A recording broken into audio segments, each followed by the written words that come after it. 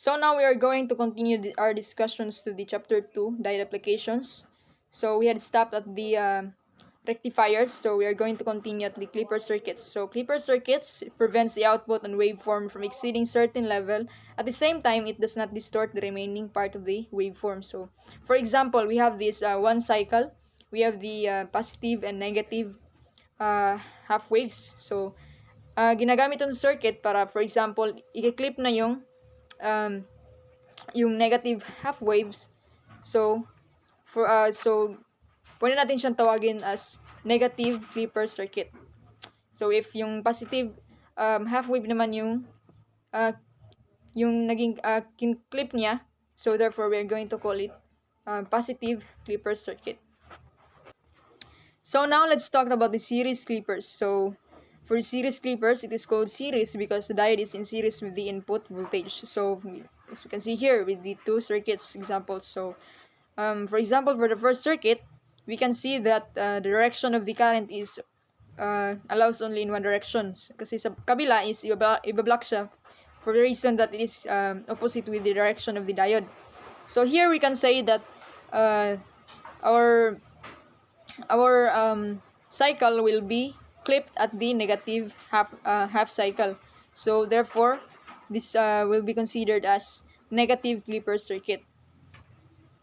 And for the other example naman, we can see that the direction of the diode is pa-left. So here we can say that at the other direction, it will be blocked.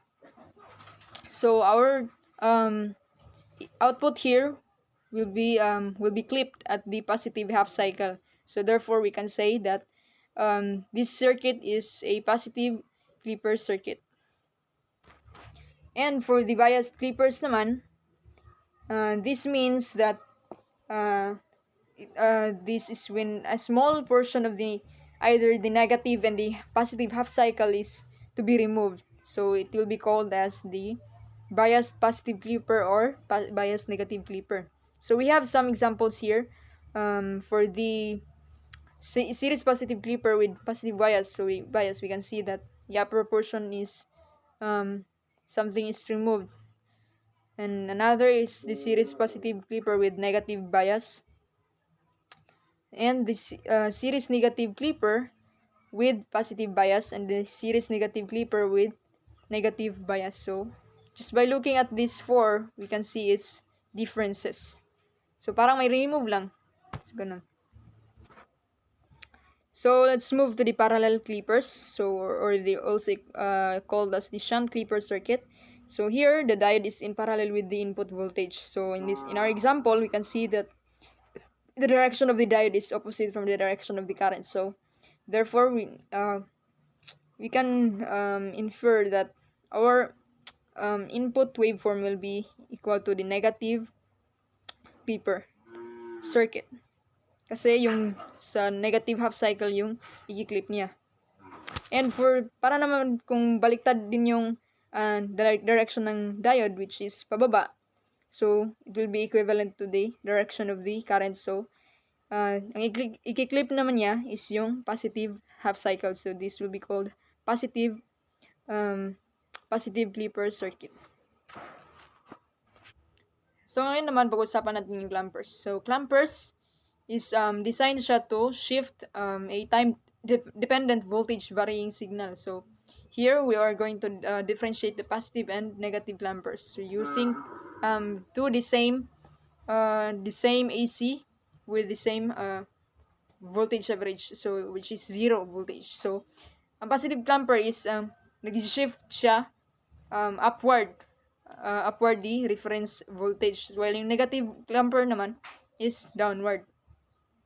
So as we can see here, the output for the positive clamper, it is lifted upward reference voltage. So its voltage average will be equal to 10 volts. While sa negative clamper naman, its voltage average is 10 volts since it is lifted downward. So remember that the clampers moves the whole signal up or down. So for the positive clamper, it raises the waveform above the reference volts and increases the average voltage. So while at the negative clamper naman, it lowers the waveform and decreases the average voltage. So that's right. And for the biased clamper circuit, we can see here that the DC lets you adjust the DC level. So we have here two examples, the positive clamper with negative bias and the negative clamper with the positive bias. So here we can see the differences. Now let's talk about the Zener diodes. So the Zener diodes, we have tackled this already last chapter 1. So kaya nga sabi ko dati, nag-work lang siya at reverse bias. So for example, when VI is greater than or equal to the diode voltage, so therefore the Zener is on. So the voltage is of course VZ. So the Zener current will be equal to the IR minus the IRL. So the Zener power will be equals to PZ equals VZ times IZ. So when the VI naman is less than the VZ, therefore the circuit is open. So dapat mas malaki talaga yung VI kaysa sa Zener voltage. So here we have an example here. We are going to check if there is sufficient applied voltage to turn all the series diode elements. So we can see here. So the white LED will have a drop of about 4 volts across it.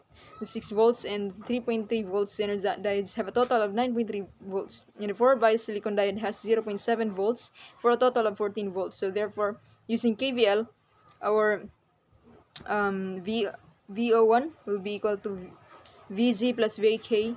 So this will be equal to 4 volts. Our VO2 naman will be equal to 10 volts.